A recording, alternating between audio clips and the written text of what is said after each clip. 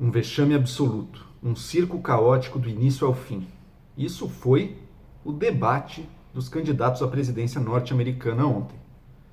E não podemos deixar de reparar que, apesar dos vários elementos ali dessa enorme confusão, o que se destaca foi a conduta vergonhosa do palhaço mora ali, Donald Trump.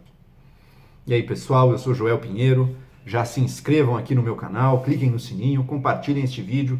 Vamos levando a discussão sempre mais longe. Teve o primeiro debate dos candidatos à presidência dos Estados Unidos. Ninguém sabia bem o que esperar desse debate, né? Afinal de contas, Donald Trump no palco é sempre uma surpresa. Mas eu acho que, apesar das expectativas já baixas, porque a gente tinha memória de 2016, como é que foi? Esse aqui superou qualquer expectativa negativa que a gente podia ter.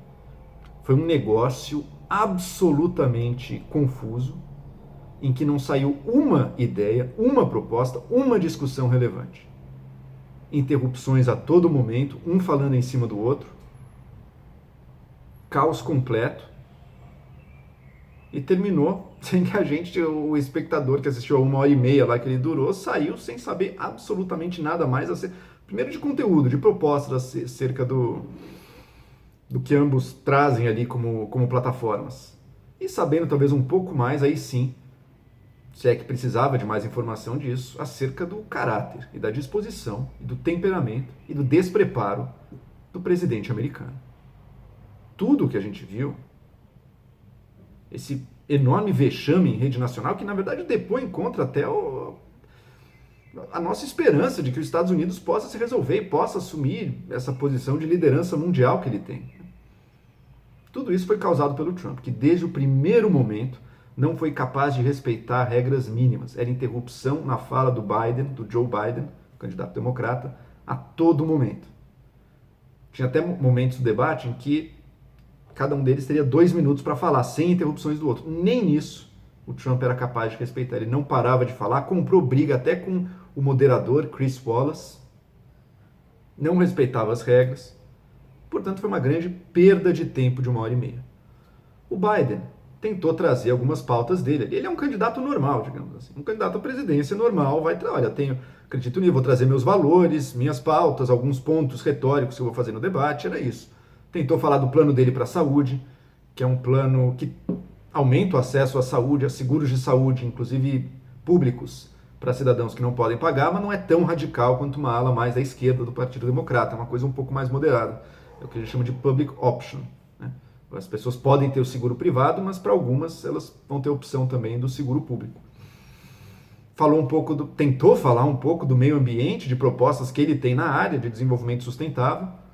Falou até de Amazônia, chegou a falar do Brasil, a gente apareceu mal, infelizmente mal na foto. Se alguém cita o Brasil hoje em dia lá fora, é para falar das queimadas e do desastre ambiental que o Brasil vive.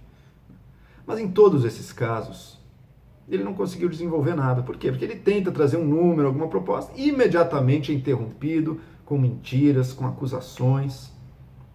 E daí é preciso dizer, ele não soube responder tão à altura. A estratégia do Trump era essa.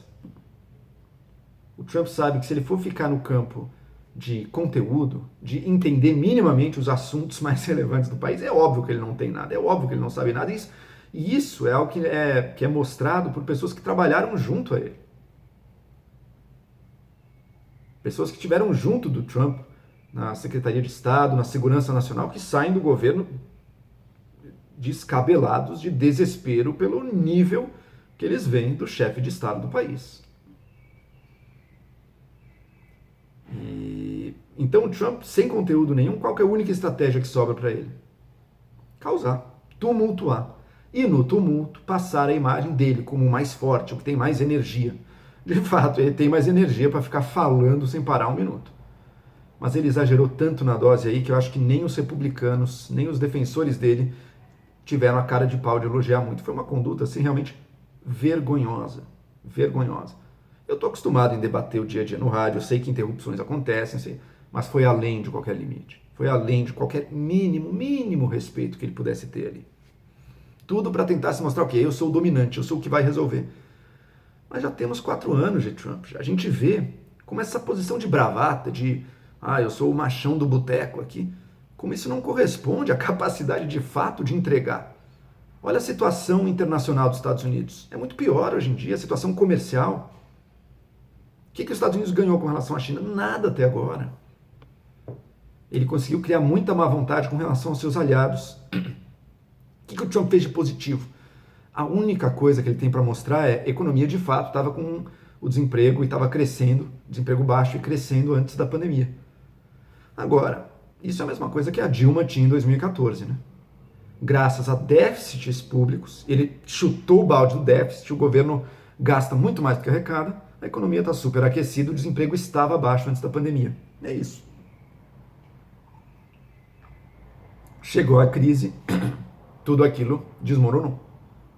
Chegou a pandemia, 200 mil mortos, não fez nada. A população reconhece isso. O Trump era franco favorito antes da pandemia, agora, se há um favoritismo é do Biden. Claro que não dá para apostar nisso, né? A chance do presidente conseguir se reeleger é sempre muito alta, mas pelas pesquisas há uma certa expectativa de que o Biden possa vencer, sim. E não era assim antes da pandemia. Antes da pandemia, essa perspectiva nem estava dada. Enfim, o Trump não tinha nada de concreto para dizer, e só para tumultuar. O modelo de debate americano ele é mais livre que o brasileiro, por isso ele é mais interessante também. No brasileiro é muito regradinho, né? 2 minutos você, um para réplica, um para tréplica, é tudo muito certinho. Um não pode falar em cima do outro, então fica muito engessado e muito chato.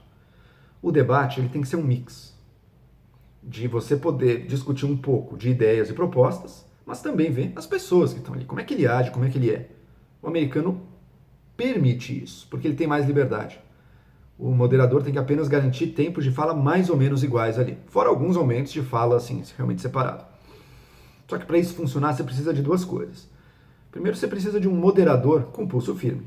Não tivemos aqui. O Wallace foi totalmente fraco, deixou o Trump muitas vezes levar a discussão, levar as interrupções, não fez nada. Ele também não tinha ferramentas.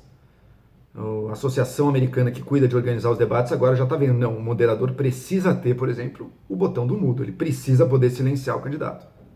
Isso é uma das coisas. Outra coisa que precisa, um mínimo de ética pessoal dos candidatos, um mínimo de sentido de que eu tô aqui para tem que ter um mínimo de respeito, sabe? Não sou só eu falando abobrinha e acusando o tempo inteiro. O Trump não tem isso. Ele carece das pré-condições mais elementares e mais fundamentais que um líder nacional precisa ter. Assim como eu falei do Bolsonaro, eu digo do Trump. Eu duvido que qualquer empresa, que não as dele, né? A gente viu pela declaração de imposto de renda como ele é mal sucedido nos negócios tradicionais, ele é bom só em vender a própria imagem. Nenhuma empresa quer um líder com essas características. A presidência do país, a presidência dos Estados Unidos é muito mais importante que qualquer empresa. Não dá. Não tem a menor chance. Então, para os próximos debates, vão ter mais regras. Vai ter provavelmente o botão do mudo para poder conter a total falta de ética do presidente da República, que mostra, né, a desqualificação do presidente. Agora, será que isso vai ter impacto eleitoral, esse debate? Eu acho que não muito. A maior parte do público já está decidido. Existe uma parcela de indecisos, e pelo que as pesquisas têm mostrado até agora, os indecisos e a opinião pública em geral está pendendo mais para o Biden. Mesmo o Trump tentando se mostrar forte, foi tão absurdo, tão desrespeitoso, que pegou mal. Pegou realmente mal, então as pessoas estão criticando isso e o Biden pelo menos tentou fazer ali. O Biden não é bom, né? Na briga de lama, o Biden perde. Ele, em alguns momentos, ele se saiu bem. Quando ele apontava o que o Trump está fazendo, olha, isso é um palhaço. Olha o que ele está fazendo, tentando descarrilhar a discussão para acusações, para interrupções. É isso que está acontecendo. Quando ele fazia isso, ele ia bem, mas muitas vezes ele desistia. O Trump fala tanto, tão rápido. O Biden não tem a mesma disposição de falar tanto e tem sim um problema de gagueira que faz ele lutar um pouquinho mais para conseguir falar em público. Ele acabou desistindo muitas vezes. Eu achei um erro da parte dele. Mas enfim, percepção pública é que ele se saiu melhor.